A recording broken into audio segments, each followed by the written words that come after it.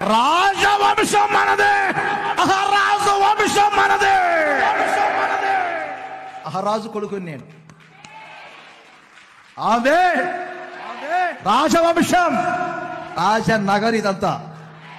మహారాజు పిల్లలు మీరంతా, రారాజు పిల్లలు మీరంతా. యోధా గోత్రపు సింహం, దావీదు చిగురును యోధా గోత్రపు సింహమైనటువంటి యేసయ్య పిల్లలు మనమంతా. సింహపు కడుపున సింహాలే పుట్టాలి, మహారాజు కొడుకున మహారాజులే పుట్టాలి. రాజవంశం రాజవంశం రాజవంశం రాజవంశం రాజవంశం. హల్లెలూయా. రాజు యొక్క జయధ్వని మనలో ఉన్నది.